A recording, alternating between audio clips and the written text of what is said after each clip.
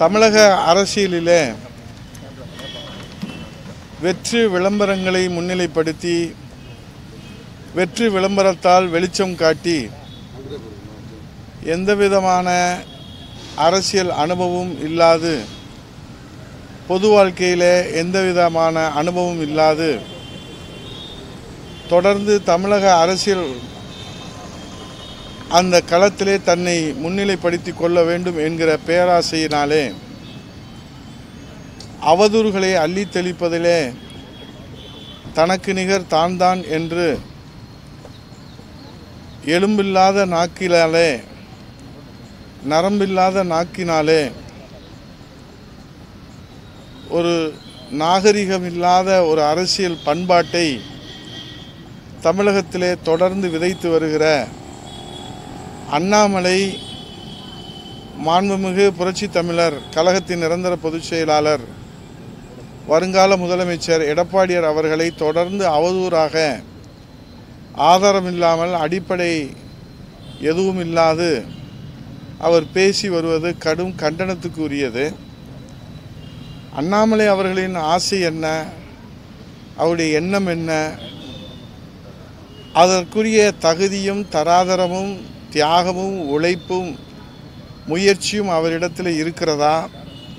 தன்னை அரசியல் களத்திலே முன்னிலைப்படுத்தி கொள்வதற்கு தேவையான அனுபவத்தை அவர் பெற்றிருக்கிறாரா, தேவையான தகுதியை பெற்றிருக்கிறாரா என்று நாம் பார்த்தோமானால் எதுவும் இல்லாத ஒரு நியமன பதவியிலே ஒரு கற்பனை கோட்டை கட்டிக்கொண்டு கனவு கோட்டையை கட்டிக்கொண்டு அவர் கனவு உலகத்திலே வாழ்ந்து கொண்டிருப்பதை அவருடைய பேச்சு தெல்ல தெளிவாக எடுத்து காட்டுகிறது.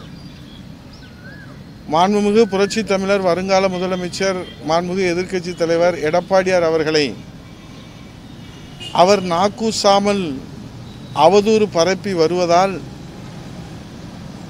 இன்றைக்கு உங்களிடத்திலே ஒரு சாமானிய தொண்டர்களாக நாங்கள் உங்கள் முன்னால் இந்த கருத்தை பகிர்ந்து கொள்கிறோம். அண்ணாமலை போன்றவர்கள் சொல்வதனாலே மாண்புமிகு எதிர்க்கட்சி தலைவர் வருங்கால முதலமைச்சர் புரட்சி தமிழர் ஐயா எடப்பாடியாருடைய 50 ஆண்டு கால அரசியல் பொது வாழ்க்கையிலே அவர்கள் ஆற்றியிருக்கிற சேவையை யாராலும் மறைத்துவிட முடியாது. கிளைக்கழக செயலாளராக தன்னுடைய பொது வாழ்க்கையிலே துவங்கி படிப்படியாக தன்னுடைய உழைப்பால் 50 ஆண்டு காலம் மாண்புமிகு அம்மாவுடைய அமைச்சரவையிலே அவர் அமைச்சராக இருக்கிற போது சேலம் மாவட்டத்திலே அந்த மாவட்டத்திற்கு கொடுத்திருக்கிற வளர்ச்சி வரலாற்றிலே இடம் பிடித்திருக்கிறது. மாண்புமிகு முதலமைச்சராக தமிழகத்திலே அவர் ஆற்றிய சேவைகள் பணிகள் ஆயிரம் என்னால் பட்டியலிட்டு எங்களால் சொல்ல முடியும். ஆனால் ஒன்றை மட்டும் ஒரு பானை சோற்றுக்கு ஒன்று என்பதை பற்றி நான் உங்களிடத்திலே சொல்லுகிறேன். அவருடைய ஆற்றல், மக்கள் மீது இருக்கிற அக்கறை, தொலைநோக்கு பார்வை, சிந்தனை, கருணை, வளர்ச்சி. அதற்கு எடுத்துக்காட்டாக 7.5% இடஒதுக்கீடு, மருத்துவ மாணவ கனவை நனவாக்குவதற்கு நீட் ரத்து போராட்டம் தொடர்ந்து நடைபெற்றாலும் கூட அரசு பள்ளியிலே படிக்கிற மாணவ மாணவிகளுடைய கனவை நனவாக்குகின்ற வகையிலே 7.5% இடஒதுக்கீடை உருவாக்கி கொடுத்தார்கள். 11 மருத்துவக் கல்லூரியை கொடுத்தார்கள். குடிமராமத்து திட்டத்தை கொண்டு வந்தார்கள்.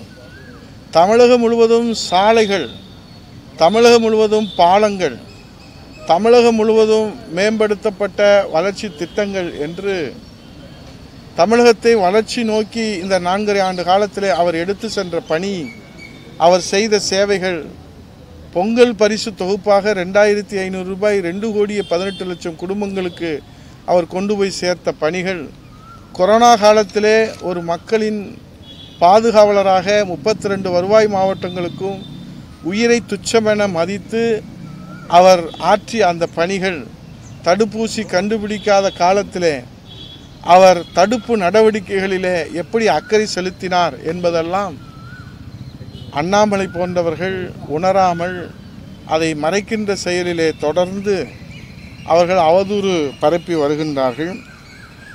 இதை நாம் சிந்தித்து பார்க்கிற போது ஒன்று நமக்கு தெளிவாக தெரிகிறது.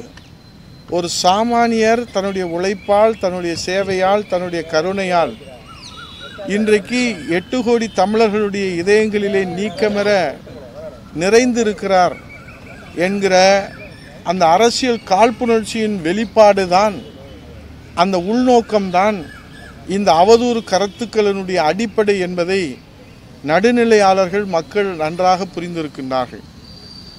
ஆகவே அண்ணாமலை அவர்களுக்கு என்ன வேண்டும்? தமிழக அரசியலிலே தன்னை முன்னிலைப்படுத்த வேண்டும். ஆனால் அதற்குரிய அனுபவம் அவருக்கு இருக்கிறதா? அதற்குரிய ஆற்றல் அவருக்கு இருக்கிறதா? அதற்குரிய தியாகம் இருக்கிறதா? உழைப்பு இருக்கிறதா என்றால் இல்லை. அரவக்குறிச்சியிலே நிற்கிறார், தோற்கிறார். கோயம்புத்தூரிலே கோடிக்கணக்கான பணங்களை வாரி இறைத்து 100 திட்டங்களை 500 நாட்களிலே, 500 திட்டங்களை 100 நாட்களிலே என்று வார்த்தை ஜாலங்களிலே அவர் வித்தை காட்டியும் கூட அந்த மக்கள் அவரை நிராகரித்து விட்டார்கள். இன்றைக்கு தமிழகத்திலே பாரதிய ஜனதா கட்சி வளர்ந்திருக்கிறது என்று தொடர்ந்து அவர் சொல்லி வருகிறார். அதை பற்றிய விவாதம் அல்ல. இந்த நாடாளுமன்றத்திலே, இந்த தேர்தலிலே எத்துணை தலைவர்கள், பாரதிய ஜனதா கட்சியுடைய தலைவர்கள், மாண்புமிகு பாரத பிரதமர் தொடங்கி உள்துறை அமைச்சர் அமித்ஷா அவர்கள், நட்டா அவர்கள், தொடர்ந்து 15 அமைச்சர்கள், ராஜ்நாத் சிங் அவர்கள், நிர்மலா சீதாராமன் அவர்கள், இத்தனை 15 அமைச்சர்களை களத்திலே ஒரு முறை அல்ல, 2 முறை அல்ல, தொடர்ந்து தேர்தல் தேதி அறிவிப்பதற்கு முன்பாக, தேர்தல் தேதி அறிவித்ததற்கு பின்பாக பிரச்சாரம் செய்து மாண்புமிகு பாரத பிரதமராக மோடி அவர்களை முன்னிலைப்படுத்தி இன்றைக்கு தமிழகத்திலே ஒரு இடம் கூட அவர்கள் பிடிக்கவில்லை என்று சொன்னால் அதற்கு என்ன காரணம்? அண்ணாமலை போன்ற அவசர கொடுக்கர்கள் இன்றைக்கு அவர்கள் செய்த காரியத்தினால்தான், நான் சொல்லக்கூடாது என்று நான் நினைத்தாலும் சொல்ல வேண்டிய கட்டாயத்திலே நான் இருக்கிறேன். 2014 2019 மாண்புமிகு பாரத பிரதமர் வாரணாசியிலே எத்தனை லட்சம் வாக்குகளில் வித்தியாசத்திலே வெற்றி பெற்றார்? எத்தனை லட்சம் வாக்குகள் வித்தியாசத்திலே வெற்றி பெற்றிருக்கிறார்? 5.5 லட்சம் வாக்கு வித்தியாசத்திலே வெற்றி பெற்றவர் இன்றைக்கு 1.5 லட்சம் வாக்கு வித்தியாசத்திலே 3 சுற்றுகள் அவர் பின்தங்கி அன்றைக்கு வெற்றியை இன்றைக்கு உறுதிப்படுத்தி இருக்கிறார்கள் என்று சொன்னால், 2019 அவர்கள் 300 இடங்களுக்கு மேலே உறுதி செய்யப்பட்டவர்கள் இன்றைக்கு மெஜாரிட்டிக்கு தேவையான 272 கூட தொட முடியாமல் கூட்டணி கட்சிகளுடைய தயவோடு இன்றைக்கு ஆட்சியிலே தொடர்கிறார் என்று சொன்னால், அண்ணாமலை போன்ற தகுதி இல்லாத, அனுபவம் இல்லாத, அரைவேக்காட்டுத்தனமான இன்றைக்கு பேராசையினாலே அவர்கள் எடுத்து வைக்கிற அவதூறு பிரச்சாரங்களால தான் இந்த பாரதிய ஜனதா கட்சிக்கு பின்னடைவு ஏற்பட்டிருப்பதாக தமிழ்நாட்டு மக்கள் மட்டுமல்ல, இந்திய நாட்டு மக்கள் தீர்ப்பு வழங்கியிருக்கின்றார். அண்ணா திராவிட முன்னேற்றக் கழகம் இந்த நாடாளுமன்றத்தை எப்படி எதிர்கொண்டது என்பதை நீங்கள் பார்த்தீர்களானால், தமிழகத்தினுடைய உரிமையை காக்க வேண்டும், தமிழகத்தினுடைய உரிமை மறுக்கப்படுகிற போது அதற்காக குரல் கொடுக்க வேண்டும், புதிய திட்டங்களை கொண்டு வர வேண்டும், சுதந்திரமாக நாடாளுமன்றத்தில் வெற்றி பெற்றால் அண்ணா திராவிட முன்னேற்றக் கழகத்துடைய நாடாளுமன்ற உறுப்பினர்கள் தமிழக உரிமைக்காக, மறுக்கப்படுகிற தமிழக உரிமை பெறுவதற்காக சுதந்திரமாக, அழுத்தம் இல்லாமல், குறுக்கீடு இல்லாமல், தடைகள் இல்லாமல் நாடாளுமன்றத்திலே தமிழகத்தினுடைய உரிமை குரலாக கருத்துக்களை எடுத்து வைக்க வேண்டும் என்கிற அடிப்படையில் மாண்புமிகு எதிர்க்கட்சி தலைவர், முன்னாள் முதலமைச்சர், புரட்சி தமிழர், வருங்கால முதலமைச்சர் எடப்பாடியாரை முன்னிலைப்படுத்தி மட்டும்தான் இந்த வாக்கு சதவீதத்தை பெற்றிருக்கிறோம். என்ன வாக்கு சதவீதம்? 2019 பாரதிய ஜனதா கட்சியோடு கூட்டணி அமைத்து நாங்கள் பெற்ற வாக்குகளை விட 1% வாக்குகள், அதாவது கூட்டணியோடு சேர்ந்து 19.39%. இப்போது கூட்டணி இல்லாமல் இந்த தேர்தலிலே எடப்பாடியார் அவர்களை முன்னிலைப்படுத்தி 40 நாடாளுமன்றத்திலும் சுற்றுப்பயணம் மேற்கொண்டு 20.46%. ஆக அண்ணாமலை பெற்றிருக்கிற வாக்குகள், பாரதிய ஜனதா கட்சி பெற்றிருக்கிற வாக்குகள் பாரத பிரதமரை முன்னிலைப்படுத்தி 15 மத்திய அமைச்சர்கள், மாண்புமிகு அமைச்சர்கள் வந்து சுற்றுப்பயணம் மேற்கொண்டு அவர்கள் பெற்றிருக்கிற வாக்கு தற்போது குறைந்திருக்கிறது. அண்ணாமலை முன்னிலைப்படுத்தி வாக்குகள் வாங்கவில்லை. அண்ணாமலைக்காக யாரும் ஒரு வாக்குகள் கூட போட்டதாக நமக்கு தெரியவில்லை. பாரத பிரதமரை முன்னிலைப்படுத்தி 15 மத்திய அமைச்சர்கள் தொடர்ந்து பிரச்சாரம் மேற்கொண்டுதான் எத்தனை கூட்டணிகள், பாட்டாளி மக்கள் கட்சி கூட்டணி, அதே போன்று அவர்கள் இருக்கிற SRM கல்லூரி குழுமத்தைச் சேர்ந்த அவர் கூட்டணியில் இருக்கிறார். அதே போன்று அவர்களுடைய கட்சியிலே சரத்குமார் கூட்டணியில் இருக்கிறார், டிடிவி கூட்டணியில் இருக்கிறார், OPS கூட்டணியில் இருக்கிறார், ஜான் பாண்டியன் அவர் கூட்டணியில் இருக்கிறார், பாட்டாளி மக்கள் கட்சி அவருடைய கூட்டணியில் இருக்கிறது. இத்தனை கூட்டணிகள் வைத்துக்கொண்டு பாரத பிரதமராக அவர்கள் முன்னிலைப்படுத்தி இந்த பெற்ற வாக்குகளிலும் கடந்த தேர்தலை விட இப்போது குறைந்திருக்கிறது. இது யதார்த்தம், அது அவருக்கும் தெரியும். அதை மறைப்பதற்காக ஆகவே அண்ணாமலை அவர்கள் கட்டுகிற கனவு கோட்டை என்பது டெல்லி தலைமை ஒரு உத்தரவிலே அவர்கள் மாற்றத்தை உத்தரவு போட்டார்கள் என்று சொன்னால் இந்த கனவு கோட்டை தகர்ந்து போகும். இப்போது அவர் என்ன செய்கிறார்? பாரதிய ஜனதா கட்சியில் அவரை பார்த்து வருகிற கட்சிக்காரர்களை முன்னிலைப்படுத்துகிறார். அவர்கள் கிரிமினல் பின்புலத்தோடு வருகிறவர்களை முன்னிலைப்படுத்துகிறார். எத்தனை பேர் கைது செய்யப்பட்டு வழக்கு பதிவுப்பட்டு அந்த கிரிமினல் பின்புலத்தில் இருக்கிறவர்கள், இந்த பாரதிய ஜனதா கட்சி தமிழகத்தில் காலூன்ற வேண்டும் என்று உழைத்த உத்தமர்களை, உழைத்த மூத்தவர்களை, முன்னவர்களை, அனுபவசாலிகளை அவர் திட்டமிட்டு புறந்தள்ளுகிறார் என்ற அந்த குரல் தொடர்ந்து அங்கே ஒலித்து கொண்டே இருக்கிறது. அவர்களை எந்த இடத்திலும் அவர் முன்னிலைப்படுத்துவதே கிடையாது. அவர்களை தள்ளி வைத்துவிட்டு இவரை முகத்தை பார்த்து வந்தவர்கள் என்று சொல்லுகிறவர்களை மட்டும், அவர்கள் எந்த விதமான கிரிமினல் பின்புலத்தில் இருந்தாலும் அவர்களை முன்னிலைப்படுத்துகிற காரணத்தினாலே, இது போன்ற தலைவர்கள் காரணத்தினால தான் 5 லட்சம் வாக்கு வித்தியாசத்திலே வெற்றி பெற்ற மாண்புமிகு பிரதமர் அவர்கள் இன்றைக்கு 1.5 லட்சம் வாக்குகளிலே 3-4 சுற்று பின்னடைவை சந்தித்து வர வேண்டி இன்றைக்கு 272 மெஜாரிட்டியை பிடிக்க முடியாமல் 240 அந்த இடங்களிலே அவர்களுடைய வெற்றி சுருக்கப்பட்டிருக்கிறது. இதுதான் யதார்த்தமான உண்மை. ஆகவே இன்றைக்கு கிராமத்திலே சொல்வார்கள், முதலீடு போடாமல் லாபம் எதிர்பார்ப்பவர்களுக்கு ஏமாற்றமே மிச்சமாக இருக்கும் என்று கிராமத்திலே சொல்வார்கள். அப்படிப்பட்ட ஒரு சூழ்நிலை தான் அண்ணாமலை அவர்கள் எந்த விதமான முதலீடுகளும் அவருடைய சேவையை, அவருடைய தியாகத்தை, அவருடைய உழைப்பை, அவருடைய அனுபவத்தை, அவருடைய அறிவாற்றலை முதலீடு செய்யாமல் அறுவடை செய்ய வேண்டும் என்று நினைப்பதால் அவருக்கு இப்போதும் ஏமாற்றம், இனி எப்போதும் ஏமாற்றம். அண்ணா திராவிட முன்னேற்ற கழகத்தை பற்றி அவருக்கு ஏன் அக்கறை? ஏன் அண்ணா திராவிட முன்னேற்றத்தை இந்த பாடாக படுத்துகிறார்? அவர் சொல்றது செய்தது ஒன்றா இரண்டா? புரட்சி தலைவர் மன்னாதி மன்னன் மக்கள் திலகம் அவர்களால் உருவாக்கப்பட்ட 17/10/1972 உருவாக்கப்பட்ட இந்த இயக்கத்தை அண்ணாவின் திருவுருவத்திலே, உலகத்திலே எந்த தலைவருடைய திருவுருவத்திலே கொடிகளே கிடையாது, அண்ணாவுடைய திருவுருவத்தில் இருக்கிற அந்த கொடியிலே அண்ணாயிசம் கொள்கையாக கொண்ட அண்ணா அவர்களை பற்றி அவதூறாக பேசுகிறார். அதற்கு முன்பாக இந்த தாய் தமிழ்நாட்டின் 8 கோடி தமிழர்களின் உள்ளங்களிலே நிறைந்திருக்கிற தமிழர்குலசாமி புரட்சி தலைவி அம்மா அவர்களை அவதூறாக பேசுவது மட்டுமில்லாமல் அவருடைய இல்லத்தரசியோடு அவர் ஒப்பிட்டு பேசுவது இந்த 8 கோடி தமிழர்கள் மட்டுமல்ல, உலகத்தில் இருப்பவர்கள் எவரும் ஏற்றுக்கொள்ள முடியாத ஒரு அவதூறை அவர் செய்திருக்கிறது. அப்போது தலைமை கழகத்திலே அதற்கு கண்டனம் தெரிவித்தோம். அப்புறமும் அவர் பொறுத்து கொள்ளாமல் அதை மாற்றாமல் தொடர்ந்து அவதூறுகளை, நாங்கள் எல்லாம் தெய்வமாக வணங்குகிற அம்மா அவர்களை அவதூறாக பேசினால் எந்த தொண்டன் அவர்களோடு பயணிப்பதற்கு அனுமதிப்பார்கள்? அங்கே எடப்பாடியார் அவர்களை வலதுபுறத்திலே அருகிலே உட்கார வைத்துவிட்டு இங்கே அனைத்து இந்திய அண்ணா திராவிட முன்னேற்ற கழகத்துடைய அடித்தளத்தை அசைத்து பார்க்கிற வேலையாக பேரறிஞர் பெருந்தகை அண்ணா அவர்களை அவதூறாக பேசுவது, அம்மா அவர்களை அவதூறாக பேசுவது அண்ணா திராவிட முன்னேற்ற கழகத்துடைய எதிர்காலத்தை கேள்விக்குறியாக்குகிற அந்த நடவடிக்கையிலே உங்கள் மனசாட்சியை தொட்டு சொல்லுங்கள்.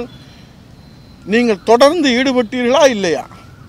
அங்கே எடப்பாடியார் அவருக்கு மரியாதை எதிர்பார்க்கவில்லை, அவருக்கு அங்கீகாரம் எதிர்பார்த்து அவர் டெல்லி செல்லவில்லை. இந்த தாய் தமிழ்நாட்டு மக்களுக்கு அங்கீகாரம் வேண்டும், அவர்கள் உரிமை காக்கப்பட வேண்டும், அவர்கள் உரிமை மறுக்கப்படக்கூடாது, புதிய திட்டங்கள் கொண்டு வர வேண்டும். இவ்வளவு வாய் சவுடால் பேசுகிற அண்ணாமலை மத்திய அரசிலிருந்து எந்த திட்டங்களை பெற்று தந்திருக்கிறார் தமிழகத்திற்கு?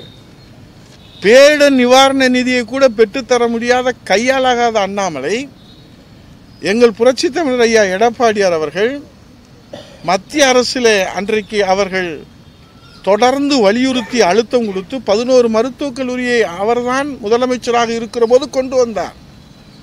அவர் முதலமைச்சராக இருக்கிற போதுதான் சாலைகள் மேம்பாடு திட்டங்கள், அவர் முதலமைச்சராக இருக்கிற போதுதான் இன்றைக்கு தமிழகத்தினுடைய வளர்ச்சி திட்டங்களை அவர்கள் கொண்டு வந்து கொடுத்ததை யாராலும் மறுக்க முடியாது. உங்களால் நடந்தாய் வாழி காவேரி மத்திய அரசு திட்டம் புரட்சி தமிழர் ஐயா எடப்பாடியார் முதலமைச்சராக இருக்கிற போது அதற்கு ஒப்புதல் பெற்றிருந்தார்கள். காவேரி குண்டாறு வைகை தென் தமிழ்நாட்டில் இன்றைக்கு தண்ணீர் பற்றாக்குறை வறட்சியை போக்குகிற திட்டம், அதை புரட்சி தமிழர் ஐயா எடப்பாடியார் அவர்கள் அறிவித்து அடிக்கல் நாட்டினார்கள். இன்று வரை அது மாநில அரசினுடைய திட்டங்களாக கொண்டு வந்து, ஏன் மெட்ரோ திட்டம் இவ்வளவு வாய் பேசுகிற அண்ணாமலை மெட்ரோ திட்டத்திற்கு 2ஆம் கட்டத்திற்கு நிதி வரவில்லை என்று இன்றைக்கு திமுக அரசில் இருந்து தொடர்ந்து சொல்லுகிறார்கள். வாய் சவுடால் பேசுகிற அண்ணாமலை தமிழ்நாட்டு மக்களுக்காக மெட்ரோ ரயில் திட்டத்திற்காக நிதி பெற்று தந்திருக்கிறாரா? பேரிடர் நிவாரண நிதியை பெற்று தந்திருக்கிறாரா? இப்போது சென்னையிலே தூத்துக்குடியிலே கடந்த ஆண்டு பெய்த மழைக்கு நிவாரணத்தை இவர் பெற்று தந்திருக்கிறாரா? குரல் கொடுத்திருக்கிறாரா? அழுத்தம் கொடுத்திருக்கிறாரா? எதையும் செய்யாமல் வாயிலே வாய் சவுடால் பேசுவதனாலே தமிழ்நாட்டு மக்களுக்கு என்ன நன்மைகள் ஏற்பட்டு விட போகிறது? நீங்கள் எடப்பாடியாரே எங்கள் நிரந்தர பொதுச் செயலாளரை வருங்கால முதலமைச்சரை வலதுபுறத்திலே உட்கார வைத்து எங்கள் தமிழ்நாட்டுக்கு, தமிழ்நாட்டு மக்களுக்கு, தமிழ்நாட்டு உரிமைக்கு நீங்கள் அங்கீகாரம் கொடுத்திருக்கிறீர்கள் என்று நினைத்தார் எங்கள் பொதுச் செயலாளர். ஆனால் நடந்தது என்ன? காவேரியில் அங்கே மேகதாது அணை கட்டுகிறேன் என்ற வாய் திறக்க மறுக்கிறீர்கள். முல்லை பெரியாறிலே அங்கே அணை கட்டுகிறோம் என்று சொல்லுகிறார் முதல்வர், வாய் திறக்க மறுக்கிறது மத்திய அரசு. பாலாற்றிலே அணை கட்டுவோம் என்று சொல்கிறார், வாய் திறக்க மறுக்கிறது மத்திய அரசு. எங்களுக்கு உரிய காவிரி நீரை பெற்றுத்தாருங்கள் என்று இந்த விவசாயிகள் போராடுகிற போது அதற்கு வாய் திறக்க மறுக்கிறது மத்திய அரசு. தொடர்ந்து அண்ணாமலை அவர்களுடைய பேராசையினாலே இன்றைக்கு இருப்பது என்ன? ஒரு சாமானியர் 8 கோடி தமிழர்களுடைய இதயங்களிலே தன்னுடைய உழைப்பாலே நிறைந்திருக்கிறார், அவருடைய உள்ளங்களிலே இதயங்களிலே நிறைந்திருக்கிறார். அது இன்றைக்கு பல பேருடைய அரசியல் எதிர்காலத்தை கேள்விக்குறியாக்கியிருக்கிறது. இது போன்ற அரைவேக்காடுகளுக்கு அரசியல் எதிர்காலம் என்பது கேள்விக்குறியாகியிருக்கிறது. ஆகவேதான் தமிழ்நாட்டு மக்களின் எதிர்காலத்திற்காக தன்னை அர்ப்பணித்து சேவையை நோக்கமாக கொண்டு உழைத்து வருகிற மாண்புமிகு எதிர்க்கட்சி தலைவர் வருங்கால முதலமைச்சர் எடப்பாடியார் அவர்கள் பல பேர்களுடைய அரசியல் எதிர்காலத்தை கேள்விக்குறியாக்கி இருக்கிறனால்தான் கிராமத்திலே உங்களுக்கு சொல்வார்கள், காய்த்த மரம்தான் கல்லடிப்படும் என்று.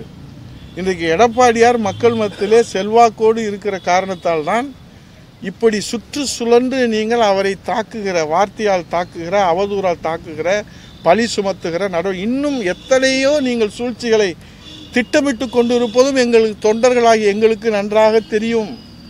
உங்கள் எண்ணம் என்று தெரியும், உங்கள் ஆசை என்னவென்று தெரியும், உங்கள் பேராசை என்னவென்று தெரியும்.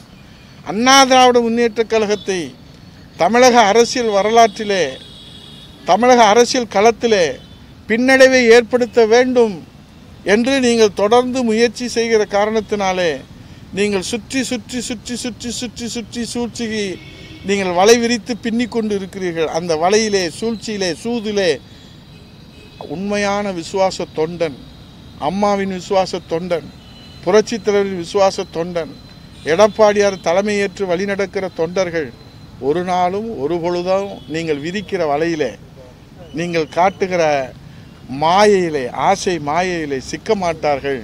இந்த அண்ணா திராவிட முன்னேற்ற கழகத்தை தமிழ்நாட்டு மக்கள் ஒரு நாளும் கைவிட மாட்டார்கள். நம்பிக்கை துரோகிங்கிற பேரு எடப்பாடிக்கு தான் பொருந்தும். இல்லை அதான் அந்த அவதூறு தான், அதுதான் அவருக்கு வந்து வைத்திருச்சல்.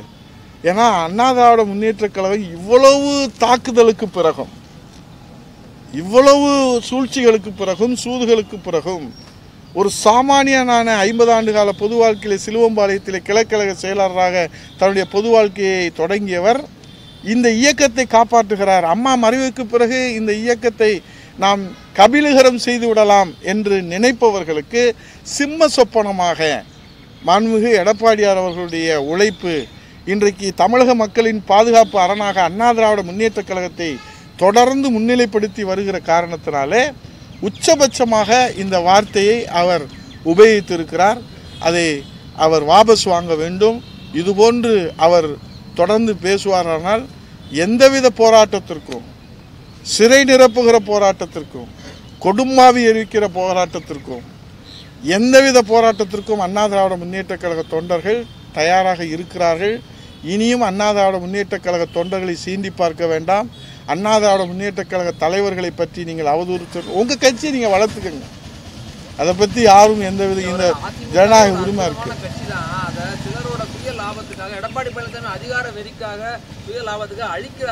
உங்களுக்கு ஏன் கவலை? உங்களுக்கு ஏன் அந்த கவலை? நீங்கள் பாரதிய ஜனதா கட்சியினுடைய உறுப்பினரா, அண்ணா திராவிட முன்னேற்றக் கழகத்துடைய உறுப்பினரா? அண்ணா திராவிட முன்னேற்றக் கழகத்தை பற்றி அண்ணா திராவிட முன்னேற்றக் கழகத்தினுடைய தொண்டர்கள் பார்த்து கொள்வார்கள், தமிழ்நாட்டு மக்கள் பார்த்து கொள்வார்கள். யார் கட்சிக்காக பாதுகாப்பதற்காக, வளர்ப்பதற்காக, இதை பொக்கிஷமாக போற்றி பாதுகாப்பதற்காக உழைக்கிறார்கள் என்பது 8 கோடி தமிழர்களுக்கு மத்தியில் இருக்கிற 2 கோடி தொண்டர்களுக்கு நன்றாக தெரியும். நீங்கள் அதை பற்றி அனுதாபப்பட தேவையில்லை. உங்கள் அனுதாபம் அண்ணா திராவிட முன்னேற்றக் கழக தொண்டர்களுக்கு தேவையில்லை. ஆடு நனைகிறது என்று ஓனாய் அழ தேவையில்லை. அந்த அனுதாபத்தை யாரும் எதிர்பார்க்கவும் இல்லை. ஆனால் நீங்கள் எந்த சூழ்ச்சி வலை பின்னுகிறீர்கள், யாருக்கு ஆசை காட்டுகிறீர்கள், யார் யார் உங்கள் ஆசை வலையிலே விழுந்திருக்கிறார்கள், யார் யாரை ஆசை வலையிலே நீங்கள் விழுவதற்கு முயற்சி செய்து கொண்டிருக்கிறீர்கள், வீடு தேடி சந்திக்கிறீர்கள். சிறையிலே தள்ளியவர்களை எல்லாம் இன்றைக்கு நீங்கள் வீடு தேடி சந்தித்து ஆசை வார்த்தைகளை கொடுக்கிறீர்களே, அந்த மாய வித்தைகள் எல்லாம் உண்மையான விசுவாச அண்ணா திராவிட முன்னேற்றக் கழக தொண்டர்களுக்கு நிச்சயமாக உங்கள் சூழ்ச்சி எடுபடாது. இப்போ அதிமுக பாஜக கூட்டணி வந்திருந்தா அண்ணாமலையோட இந்த பேச்சுகள்லாம் வந்திருக்காம இருக்குமா? கூட்டணி என்பதை பற்றி பொதுச் செயலாளர் தானாக ஒரு முடிவு எடுக்கவில்லை. மாவட்ட செயலாளர்கள் தலைமைக்கழக நிர்வாகிகள் விவாதம் பண்ணுறாங்க. விவாத பொருளாக தான் அதை முன்வைக்கிறாங்க. அதில் மாவட்ட செயலாளர்கள் அவர்களுடைய அனுபவத்தினுடைய கருத்துக்களை முன்வைக்கிறாங்க. அண்ணா அவர்களை பற்றி, பேரறிஞர் பெருந்தகை அண்ணா அவர்களை பற்றி அவர் பேசுவதும், அம்மா அவர்களை தொடர்ந்து அவதூறு செய்வதும், எந்த சாமானிய இதையெல்லாம் மானம் வெக்க ரோசத்தை விட்டுட்டு எப்படி போய் ஒரு கட்சி போய் கூட்டணி வைக்க முடியும்? உங்களுக்கு உண்மையான நோக்கம் எங்களை வளர்ப்பதற்கும் எங்களோடு பயணம் செய்வதற்கும் உங்களுக்கு உண்மையான நோக்கம் இருக்குமே ஆனால் எங்களை புகழ்ந்து பேச வேண்டாம். இகழ்ந்து பேசுவதையாவது அவர்கள் நிறுத்தியிருக்க வேண்டும் அல்லவா? இதுதான ஒரு தொண்டனுடைய எதிர்பார்ப்பு.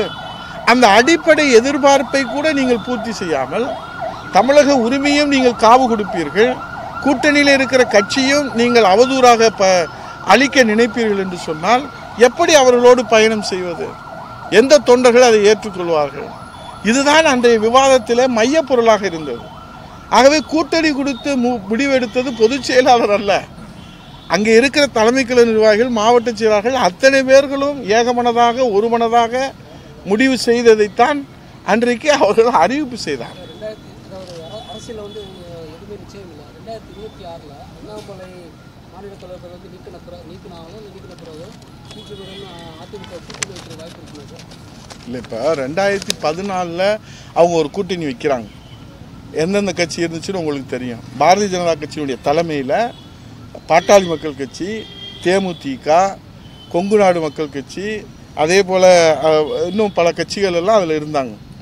அப்போ அவங்க என்ன வாக்கு சதவீதம் பெற்றாங்க? 2019 அண்ணா திராவிட முன்னேற்ற கழகத்துடைய தலைமையில் பாரதிய ஜனதா கட்சி, பாட்டாளி மக்கள் கட்சி என்று பல கட்சிகள் நம்ம களத்தில் நிறுத்தணும். இப்போ நாங்கள் அதெல்லாம் விட்டுட்டு இப்போ வெளியே வரும்போது 1% எங்களுக்கு கூடியிருக்கிறது என்று சொன்னால் அது எதை காட்டுகிறது? அதை ஆராய்ந்து ஆய்வு செய்து தான் பொதுச் செயலாளர் எந்த முடிவாக இருந்தாலும் ஜனநாயக முறையிலே கருத்துக்களை கேட்டுத்தான் அவர் முடிவு செய்வாரே தவிர இது ஒற்றை வார்த்தையிலே சொல்லக்கூடிய பதிலாக இருக்காது. பிஜேபி பொறுத்த வரைக்கும் அண்ணாமலை தான் இப்போ உங்களுக்கு பிரச்சனையாக இருக்கிற மாதிரி தெரியும். அண்ணாமலை இல்லைன்னா வேறு தலைவர் வந்தால் இது நீங்கள் யூகத்தில் கேட்குறீங்க. இது நடந்ததற்கு பிறகு அண்ணா திராவிட முன்னேற்றக் கழகத்துடைய நிலைப்பாடு என்ன என்பதெல்லாம் பொதுச் செயலாளர் ஆய்வு செய்து கருத்துக்களை கேட்டு தலைமை கழக நிர்வாகிகள் தொண்டர்களுடைய கருத்தை எப்படி உச்சரிக்கின்றார்களோ அதைத்தான் அவர் பிரதிபலிப்பார்கள். இதை நம்ம யூகத்தில் எதையுமே நம்ம சொல்ல முடியாது இல்லையா? இல்லை அவங்களுக்கு என்ன திடீர்னு ஏன் இந்த அனுதாபம், ஏன் பச்சாதாபம்? அவங்கள வாழ வைக்கிறதுக்கா? எந்த வாழ வைக்கிறதுக்கா அவங்கள போய் வீடு தேடி போகிறாங்க? வாழா வெட்டி ஆக்குறதுக்கு தான் வீடு தேடி போகிறாங்க, வாழ வைப்பதற்காக அல்ல. ஈரோடு இடைத்தேர்தலில் ஓபிஎஸ்லாம் கேட்டுக்கிறதுனால தான் வாபஸ் வாங்கிக்கிட்டாரு. ஒரு தனியாக நின்னாரு, என்கிட்ட பேசினார் எடப்பாடியார். அதுக்கப்புறம் அதை வச்சு நாங்கள் பேசணும்.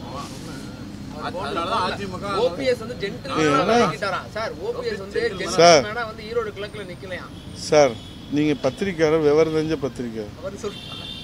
வேட்பாளர் நிறுத்தி அந்த வேட்பாளரை எங்க கட்சியில் சேர்ந்துட்டார் சார். போட்டோலாம் வெளியிட்டாரா இல்லையா? வேட்பாளர் நிறுத்தினாரா இல்லையா? பொதுவாக சார் ஒரு தலைமையில் ஒரு நம்பிக்கைக்குரிய பேச்சுவார்த்தைகளை எந்த தலைவராவது வெளியிடுவாங்களா சார்? சொல்லுங்க. ஒரு தலைமை பண்புக்கு அடிப்படை என்ன தெரியுமா? ரகசியம் காப்பாற்றப்படணும், நம்பிக்கை காப்பாற்றப்படணும். நீங்களும் நானும் 2 தலைவர்கள் பேசுனதை இப்படி சுயநலத்துக்காக நீங்கள் வெளியிட்டீங்கன்னா நீங்கள் உங்களை யார் நம்பி பேசுவா? நீங்கள் யாரை வேணாலும் நாளைக்கு வெளியிடுவீங்களே. உங்களை நம்பி டெல்லி தலைமை கூட பேசுவோம். நாளைக்கு உங்களுக்கு ஒரு ஆபத்து வந்துட்டால் டெல்லி தலைமை பேசுனதை கூட நீங்கள் வெளியிடுவீங்க. அப்போ டெல்லி தலைமைக்கே ஆபத்து இருக்குது, அதை உணர்ந்துக்கிறோம் டெல்லி தலைமை. இது நம்பிக்கையினுடைய அடித்தளத்தை அசைத்து பார்க்கிற விஷயம். 2 தலைவர்கள் பேசுகிறார்கள் என்றால் அது நம்பிக்கையின் அடிப்படையில் தான் பேசுகிறார்கள். நீங்கள் பேசுகிறது என்ன வேணாலும் பேசியிருக்க ஆண்டவனுக்கு தான் தெரியும். அந்த 2 பேருக்கும் ஆண்டவனுக்கு தான் தெரியும். நீங்கள் சுயநலத்துக்காக வெளியே சொல்கிறீங்களா? சார் ராம்குமார் சார் கேட்டால் தானே நீங்களும் கேட்குறீங்க. யூகத்தில் எப்படி நம்ம இன்னைக்கே அவர் நாவடக்கத்தோடு அவர் பேசலை. இது அண்ணா திராவிட முன்னேற்ற கழகம் என்பது இது அநாத கட்சி அல்ல. இது தொண்டர்கள் பலமுள்ள கட்சி, மக்கள் செல்வாக்குள்ள கட்சி, 52 ஆண்டுகள் பொன் விழா கடந்திருக்கிற கட்சி, 32 ஆண்டுகள் இந்த மக்களுக்கு ஆளுகிற கட்சியாக சேவை செய்திருக்க கட்சி, இன்னும் 100 ஆண்டுகள் இந்த மக்களுக்கு சேவை செய்ய போகிற கட்சி. அந்த கட்சியினுடைய தலைமையை இப்படி நாவடக்கம் இல்லாமல் நரமில்லாத நாக்கு எலும்பில்லாத நாக்கு என்று எதை வேண்டுமானாலும் பேசிவிட்டு அவர் செல்லலாம் என்று மனப்பால் குடித்தால் அதனுடைய விளைவுகள் என்பது தொண்டர்கள் கொதித்து எழுந்தால், தொண்டர்கள் அண்ணா திராவிட முன்னேற்ற கழக தொண்டர்கள் கொதித்து எழுந்தால் அண்ணாமலை அவர்கள் இந்த நாட்டிலே என்ன விளைவுகளை சந்திக்க போகிறார் என்று நானே சொல்ல முடியாது, எதிர்பார்க்கவே முடியாது. அந்த அளவுக்கு அவர் மன உளைச்சலை ஏற்படுத்துகிறார். எங்களை சீண்டுகிட்டே இருக்கிறார், எங்களை தொடர்ந்து அழிக்க நினைக்கிறார். எங்களை காப்பாற்றுவது அம்மா ஆன்மா காப்பாற்றும். எங்கள் அண்ணா திராவிட முன்னேற்ற கழகத்தை எடப்பாடியார் தலைமையில் அம்மா ஆன்மா காப்பாற்றும், இது சத்தியம். புரட்சி தலைவர் ஆன்மா காப்பாற்றும், இது சத்தியம். தொண்டர்கள் காப்பாற்றுவார்கள், இது சத்தியம். இந்த தாய் தமிழ்நாட்டு மக்கள் இந்த அண்ணா திராவிட முன்னேற்ற கழகம் தான் பாதுகாப்பு என்று 8 கோடி தமிழர்கள் அண்ணா திராவிட முன்னேற்ற கழகத்தை காப்பார்கள், இது சத்தியம். அண்ணாமலை போன்ற அறவேக்காடு, அண்ணாமலை போன்ற அந்த முந்திரி கொட்டைகள் எல்லாம் வெறும் வாய் சவுடாலால், வெறும் வாயால், வார்த்தையால், வார்த்தை விளையாட்டால், வார்த்தை சித்து விளையாட்டால் அண்ணா திராவிட முன்னேற்ற கழகத்திற்கு எந்த பின்னடைவும் அவர் ஏற்படுத்த முடியாது. இது மனிதரால் உருவாக்கப்பட்ட இயக்கம் அல்ல, மனித புனிதர் புரட்சித் தலைவர் உருவாக்கப்பட்ட இயக்கம். இது அண்ணா திராவிட முன்னேற்ற கழகத்தை தமிழ்நாட்டு மக்கள் ஒருபொழுதும் கைவிட மாட்டாங்க. எச்சரிக்கை தான், அதான் நான் சொல்கிறேன். இது போன்று அவர் தொடர்ந்து பேசுவாரானால் தமிழக அரசியல் களத்திலே இருந்து அவர் அப்புறப்படுத்தப்படுகிற நிலையை தமிழ்நாட்டு மக்கள் எடுப்பார்கள். அதற்கு தொண்டர்கள் நாங்கள் தொடர்ந்து போராடுவதற்கும் அவருக்கு கண்டனம் எந்த வகையிலும் தெரிவிப்பதற்கும் அண்ணா திராவிட முன்னேற்ற கழக தொண்டர்கள் ஒருபொழுதும் நாங்கள் பின்வாங்க மாட்டோம் என்பதை உறுதியான இறுதியான எச்சரிக்கை அறிவிப்பாக அவருக்கு கண்டனத்தை தெரிவித்துக் கொள்கிறோம்.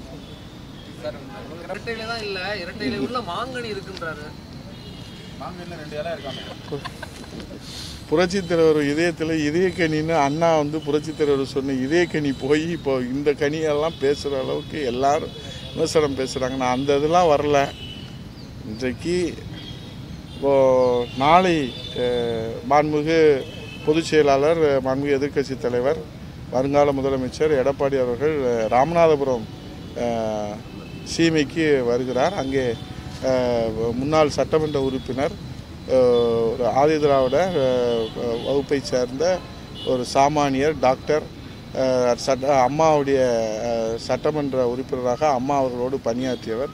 அவருடைய இல்ல திருமணத்தை நடத்தி வைக்கவும், அங்கே கழக கொடியேற்றவும், மாவட்ட கவுன்சிலர் முனியசாமி அவருடைய தலைமையிலே கழக கொடியேற்றி வைப்பதற்கும் அங்கே நாளைய தினம் மதுரை வந்து அங்கே செல்கிறார். மதுரையில் விமான நிலையத்தில் அவருக்கு சிறப்பான வரவேற்பு அளிப்பதற்கு கழக புரட்சித் தலைவர் அம்மா பேரவை மாவட்ட செயலாளர் சரவணன், தமிழழகன், மருத்துவ அணி சார்பில் டாக்டர் சரவணன், எங்கள் மாவட்ட கழகத்துடைய செயலாளர்கள், முன்னாள் அமைச்சர், கூட்டுறவுத்துறை அமைச்சர் அண்ணன் மூத்தவர் முன்னவர் அண்ணன் செல்லூர் கே ராஜு அவர்கள், நம்முடைய அமைப்பு செயலாளர், நம்முடைய சட்டமன்ற உறுப்பினர், முன்னாள் மேயர் அண்ணன் வி ராஜன் செல்லப்பா அவருடைய தலைமையிலும் எங்கள் அனைவரு தொண்டர்கள் சார்பில் அவருக்கு வரவேற்பு அளித்து அவர் ராமநாதபுரம் சீமையை சென்று அங்கே கழகத்தினுடைய பல்வேறு நிகழ்வுகளை கலந்து கொள்கிறார். அனைவரும் வந்து அதை தொண்டர்கள் இதை அழைப்பாக, அனைத்து தொண்டர்களுக்கும் இதே அழைப்பாக ஏற்று வந்து பங்கேற்று சிறப்பிக்குமாறு கேட்டுக்கொள்கிறேன். நன்றி, வணக்கம்.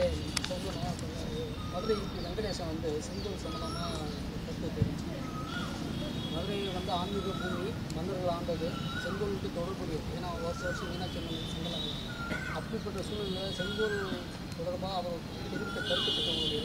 இல்லை, அவர் சொன்னதுக்கும் அப்புறம் விளக்கம் வந்ததுக்கும் நீங்களே பத்திரிக்கையில் 2 பக்கத்துக்கு போட்டீங்க. இதுக்கு மேலே நான் என்ன விளக்கம் சொல்கிறது? இல்லை, ரொம்ப தெளிவாக நீங்கள் விளக்கம் சொல்லிட்டீங்க. அதோடைய பாரம்பரியம் என்ன, பண்பாடு என்ன, முக்கியத்துவம் என்ன, எல்லாம் நீங்கள் ரொம்ப தெளிவாக விளக்கமாக சொல்லியிருக்கிறீங்க. இதுக்கு மேலே அவருக்கு வந்து விளக்கம் சொல்கிறதுக்கு ஒன்றும் அதில் இது இல்லை. அவர் சொன்னதுக்கும் இவர் சொன்னதுக்கும் விளக்கத்தை ரொம்ப பிரசுரம் பண்ணியிருக்கீங்க. அதுக்கு மேலே ஒரு விளக்கம் சொல்லணுன்றது எங்களுக்கு இல்லை. அதே மாதிரி அதிமுகவில் பார்த்தீங்கன்னா பட்டம் பெருகன்னு சொல்லி ஆர்எஸ் பாரதி வந்து ஒரு இலக்காரமாக யூபிஎஸ் வந்து அதுக்கு கண்ணு தெரிவிச்சிருக்கிறாரு. ஆனால் இருந்தாலும் அந்த தொடர்ந்து இப்படி ஒரு அவதூறு அவர் பேசிட்டு இருக்கிறாரு. பொதுச் செயலாளருடைய விளக்கம் தான் அண்ணா திராவிட முன்னேற்ற கழகத்துடைய விளக்கம். பொதுச் செயலாளர் சொல்லியிருக்கிற விளக்கம் அண்ணா திராவிட முன்னேற்ற கழகத்துடைய விளக்கம். இன்னைக்கு கூட ஒரு நேற்று கூட தேசிய கட்சியினுடைய தலைவர் வந்து இன்னும் உடனடியாக முதல் கண்டனம் தெரிவித்தது மாண்புமிகு எதிர்க்கட்சி தலைவர், வருங்கால முதலமைச்சர் எடப்பாடியார். அவருடைய அந்த விளக்கம் தான், அந்த கண்டனம் தான் அண்ணா திராவிட முன்னேற்ற கழகத்துடைய ஆம்ஸ்ட்ராங் கொலையில் ஏற்கனவே அவருக்கு வந்து உயிருக்கு அச்சுறுத்தல் இருக்குன்னு சொல்லி உளவுத்துறையெல்லாம் எச்சரித்திருக்கிறாங்க. அப்படி இருந்து போலீஸோட மெத்தத்தினால தான் இந்த மாதிரி கொலை நடந்திருக்குன்னு சொல்கிறாங்க. ஏற்கனவே தமிழ்நாட்டில் சட்ட ஒழுங்கு சரியில்லைன்னு தொடர்ந்து சொல்லிட்டு இருக்கும்போது இது வலுவுக்கு விசாரணமாக நடந்திருக்கு. உள்துறை மானிய கோரிக்கையில் இந்த தடவை எங்களை வந்து தூக்கி வெளியே போட்டாங்க. எங்களை வந்து கலந்து கொள்ளக்கூடாதுன்னு தண்டனை கொடுத்துட்டாங்க. ஆனால் கடந்த ஆண்டு உள்துறை மானிய கோரிக்கையில் 2.5 மணி நேரம் சட்ட ஒழுங்கு பிரச்சனை பற்றி எதிர்க்கட்சி தலைவர், பிரதான எதிர்க்கட்சி ஆதாரத்தோடு எடுத்து சொன்னார். அன்றைக்கு எதிர்க்கட்சி தலைவர் முன்வைத்த அந்த இதெல்லாம் அவர் கவனத்தில் முதலமைச்சர் எடுத்திருந்தார்னா இன்றைக்கி சாமானிய மக்களுக்கு உள்ள பாதுகாப்பு குறைபாடு மட்டுமல்ல, ஒரு கட்சியினுடைய தேசிய கட்சியினுடைய தலைவர் வேட்பாளராக களத்தில் நின்றுருக்கிறாரு. அவருடைய உயிருக்கே இன்றைக்கி பாதுகாப்பு இல்லைன்னா சாமானிய மக்களுக்கு என்ன பாதுகாப்பு இருக்குன்றது தான் நேற்று எங்கள் பொதுச் செயலாளர் அண்ணா திராவிட முன்னேற்ற கழகத்தின் சார்பில் அந்த கண்டனத்தை தெரிவித்திருக்கிறார்கள். இது மிகப்பெரிய அச்சத்தை ஏற்படுத்தி இருக்கிறது. ஒரு கொலை நடங்குகிற ஒரு நிகழ்வாக இதயமே சுக்குநூறாக. ஏன்னா இங்கே பார்த்தா திருநெல்வேலியில் ஒரு கொலை, அவங்க ஒரு தேசிய கட்சி, இங்கே ஒரு கொலை, தலைநகர் சென்னையில், அதுவும் முதலமைச்சருடைய தொகுதியில். அப்படி இதெல்லாம் நம்ம பார்க்குற போது தமிழ்நாடு எங்கே போகுது? கள்ளக்குறிச்சியில் இருக்கிறதே ஒரு சுடுகாடாக, தமிழ்நாடு சுடுகாடாக மாறிக்கொண்டிருப்பதை நாம் கண்கூடாகவே நம் கண்முன்னாலே காண்கிறோமே என்ற வேதனையின் உச்சத்திலே தான் தமிழ்நாட்டு மக்கள் இருக்கிறார். நன்றி, வணக்கம். உடனுக்குடன் செய்திகளை அறிந்து கொள்ள IF தமிழ் பெல் ஐக்கனை கிளிக் செய்யுங்கள்.